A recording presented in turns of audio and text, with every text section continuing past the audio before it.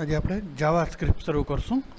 જાવાસ્ક્રિપ્ટનો programme આમ HTMLના કોડથી શરૂઆત થાય. HTMLની જેમ જ લખવાના રહીએ. .html જેવી HTML ફાઇલ સેવ થાય એમાં વચ્ચે સ્ક્રિપ્ટ કરીને જાવાસ્ક્રિપ્ટ લખવામાં આવે છે. આપણે એક એક પ્રોગ્રામના કોડિંગ અને એનું આઉટપુટ જોતા જઈશું અને વિગતવાર સમજતા જઈશું. બરાબર છે. સૌથી પહેલાં કોડિંગ માટે એ પ્રોગ્રામનો કોડ ખોલવા માટે નોટપેડનો ઉપયોગ કરું છું અને નોટપેડમાં હું એનો કોડ ખોલી લઉં છું. ફાઇલમાં ઓપન આપું છું. ડી ડ્રાઈવમાં મેં જાવા નામના ફોલ્ડરમાં બધા પ્રોગ્રામ રાખ્યા છે. તો ડીમાં જાવા નામના ફોલ્ડરમાં ઓલ ફાઇલ કરીશ અહીંથી એટલે બધા પ્રોગ્રામ બતાવશે. એમાં પહેલો M1 નામનું ફાઇલ છે જે એને ઓપન કરું તો આ પહેલો કોડ છે જાવાનો. બરાબર. હવે આપણે એને આઉટપુટ ઓપન કરી લઉં છું. તો ગૂગલ ક્રોમમાં Ctrl-O ઓપન માટે કીબોર્ડથી શોર્ટકટ કી દબાવું છું. Ctrl-O અને ડી ડ્રાઈવમાં જાવામાં જ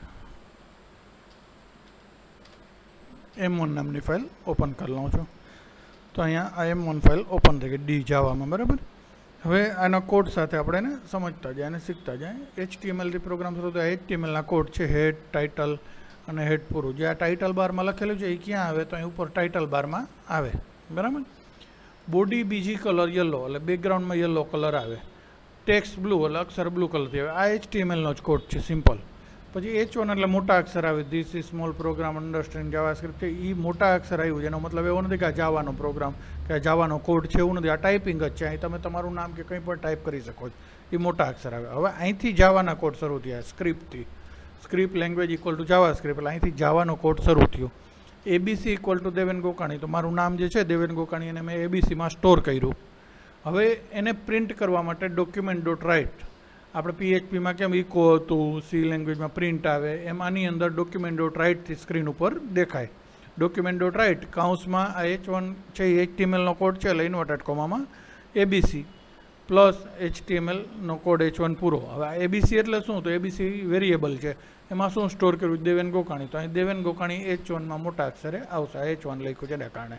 અહીં H1ને બદલે હું H4 કરી નાખું. અહીંયા H4 કરી નાખું તો એ નાના અક્ષર આવશે. જો અહીંયા આપણે સેવ કરું છું અને રિફ્રેશ આપું છું. થઈ ગયા નાના અક્ષર. તો એ H4 છે એ HTMLનો કોડ છે એટલે એને ઇન્વર્ટેડ કોમામાં લખવું પડ્યું. પ્લસ કર્યું એટલે કનેક્ટ કર્યું કે એમાં શું લખવું તો ABC અને પ્લસ આ જાવાસ્ક્રિપ્ટના કોડને કારણે આવું આપવું પડે. આપણે HTMLમાં સીધું આઉટપુટ જોતું હોય તો આ રીતના H1 કરીને સીધું જે લખવું એ લખી નાખીએ તો ચાલે. પણ જાવામાં ન ચાલે. જાવામાં document.writeથી જ સ્ક્રીન ઉપર પ્રિન્ટ થાય અને આ રીતના વિગત લખવી પડે. તમારે HTMLનો કોડ ભેગો વાપરવો હોય તો. ન વાપરવો હોય તો સીધું document.write ને કાઉન્સમાં ABC લખો તો નોર્મલ ફોન્ટમાં આવી જાય સાદા ફોન્ટમાં. પાછું આને H1 કરી નાખો એટલે તમને ખ્યાલ આવે કે મોટા અક્ષરે પાછો થઈ ગયો. આ H1 કર્યું, ફાઇલને સેવ કરી અને રિફ્રેશ આપો તે પાછું મોટા અક્ષરે થઈ ગયું. ક્લિયર? સમજાઈ ગયો પેલો પ્રોગ્રામ જાવાસ્ક્રિપ્ટનો? સ્ક્રિપ્ટથી શરૂ થાય. આ સ્ક્રિપ્ટ લેંગ્વેજવાળો જાવાસ્ક્રિપ્ટથી શરૂ થાય ને /સ્ક્રિપ્ટથી જાવાનો કોડ પૂરો થઈ જાય. બાકીના કોડ HTMLના છે.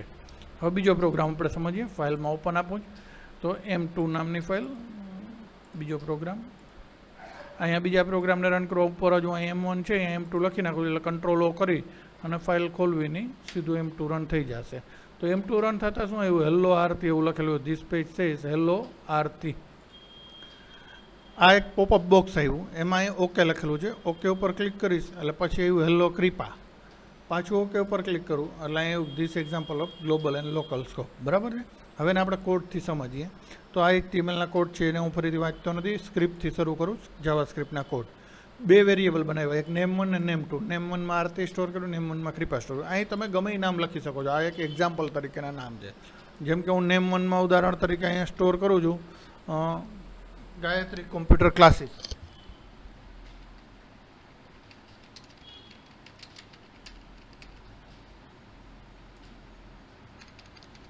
અને name2માં સ્ટોર કરું છું દ્વારકા.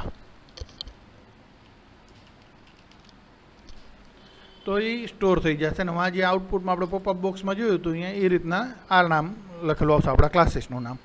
Function hello name. એક ફંક્શન બનાવ્યું હેલો નામનું. એક ફંક્શન ક્રિએટ થયું. અલર્ટમાં હેલો એટલે કે આ જે ફંક્શન છે એ પ્લસ નેમ એટલે નેમ એટલે જે નેમમાં સ્ટોર હશે એ અહીંયા બરાબર છે એ દેખાડશે. અને variable name2 equal to Bhavika. પાછું તો ભાવિકા છે એ કેમાં name2માં સ્ટોર થઈ જશે.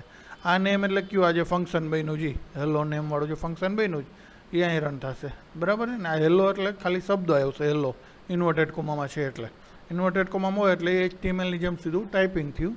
પ્લસ આ નેમ એટલે આ જે ફંક્શન બન્યું એ, બરાબર. અને નેમ ટુમાં પાછું ભાવિકા સ્ટોર કર્યું. તો નેમ ટુમાં શું સ્ટોર હતું? દ્વારકાની જગ્યાએ શું સ્ટોર કર્યું? ભાવિકા. પણ એ ક્યારે? આ ફંક્શન હેલો રન થશે ત્યારે. સ્ક્રિપ્ટ પૂરું થઈ ગયું. હેડ બોડીમાં શું આવશે? તો આ એક લખ્યું છે એ અહીંયા દેખાડે છે. ફરીથી સ્ક્રિપ્ટ જાવા સ્ક્રિપ્ટ કર્યું છે. હેલો નેમ1 અને નેમ્સ2 રન કર્યું છે. અહીંયા સ્ક્રિપ્ટ પૂરું થઈ ગયું. પછી હેડ બોડીથી HTMLનો જે કોડ છે, પાછો સ્ક્રિપ્ટ લેંગ્વેજ કરીને જાવા સ્ક્રિપ્ટનો કોડ શરૂ થયો. આ એક પૂરો થયો, પાછો બીજો અહીં શરૂ થયો. હવે હેલો નેમ1 હેલો નેમ2. તો નેમ1માં ગાયત્રી કોમ્પ્યુટર ક્લાસ છે, નેમ2માં દ્વારકા છે અને પછી ભાવિકા થયું છે. તો શું રન થાય છે જોઈએ, બીજી વાર રન કરીએ આપણે ત્યારે. અને સ્ક્રિપ્ટ પૂરું, બોડી પૂરું, HTML પૂરું, બરાબર. સેવ કર્યું અને જોઈએ છે, રિફ્રેશ આપું ફરીથી તો આવ્યું હેલો ગાયત્રી કોમ્પ્યુટર ક્લાસ નેમ1માં જે હતું. ઓકે, હેલો દ્વારકા આવી ગયું. ઓકે, તો આ એક્ઝામ્પલ આપ્યું ગ્લોબલ અને લોકલ સ્કોપનું. તો ગ્લોબલ અને લોકલ સ્કોપમાં શું ફેર? તો બોડી પછી બોડી અને બોડીની અંદર જે આવે સ્ક્રિપ્ટ, આ બોડી અને બોડીની અંદર જે આ સ્ક્રિપ્ટ આવ્યું એ લોકલ વેરિયેબલ કહેવાય. લોકલ વેરિયેબલ એટલે એક વાર પૂરતો તો અમુક મર્યાદામાં જ એ રન થાય, બરાબર. અને જે ઉપર થયું બોડીની ઉપર એટલે કે હેડ અને હેડની વચ્ચે જે સ્ક્રિપ્ટ રન કરી છે એમાં જે વેરિયેબલ કે ફંક્શન બનાવ્યા એ વેરિયેબલ કે ફંક્શન ક્યાં બનશે? તો ગ્લોબલ બનશે. આ જે છે વેરિયેબલમાં સ્ટોર થયું ને આ ગ્લોબલ ફંક્શન થયું. ગ્લોબલ ફંક્શન એટલે ગમે ત્યાં એનો ઉપયોગ તમે કરી શકો છો. અને લોકલ એટલે જ્યાં તમે એનો ઉપયોગ કર્યો છે, જે સ્ક્રિપ્ટની અંદર જે જગ્યાએ ત્યાં જ એ વસ્તુ રન થઈ જાય, બરાબર.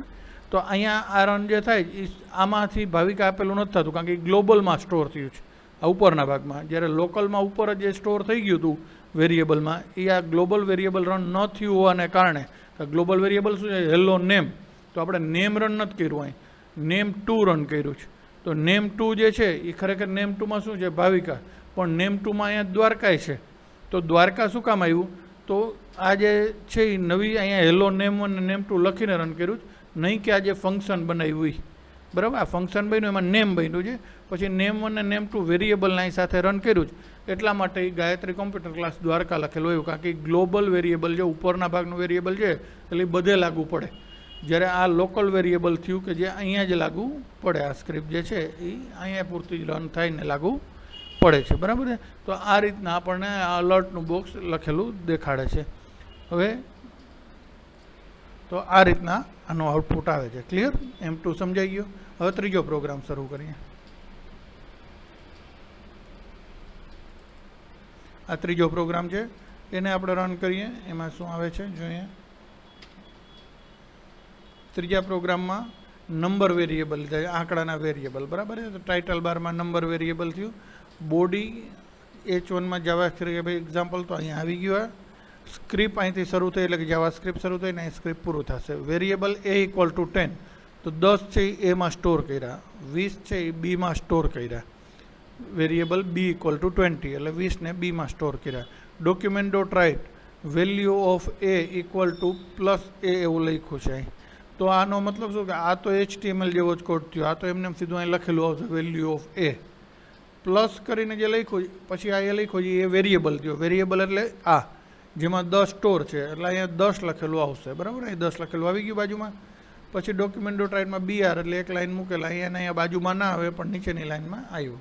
પછી ડોક્યુમેન્ટ ડોટ રાઇટમાં વેલ્યુ=B જ્યાં ઇન્વર્ટેડ કોમામાં લખેલ જાય તો એમને અહીં લખેલું આવશે. અહીંયા તમે જે લખો એ લખી શકો છો. પ્લસ B એટલે B વેરિયેબલની વેલ્યુ કેટલી? 20. તો અહીં 20 લખેલી આવી ગઈ. આ કેના માટેનું છે? તો numeric variable, number variable store કર્યો, એમાં 10 સ્ટોર કર્યા, બીમાં 20 સ્ટોર કર્યા, અને એને પાછું આઉટપુટ તરીકે આપણે જોયું. એના માટેનો આ પ્રોગ્રામ છે. ક્લિયર? સમજાઈ ગયું? વેરિયેબલમાં સ્ટોર થાય છે અને ડોક્યુમેન્ટ ડોટ રાઇટથી વેરિયેબલ પ્રિન્ટ થાય છે. હવે પ્રોગ્રામ નંબર 4 લઈએ.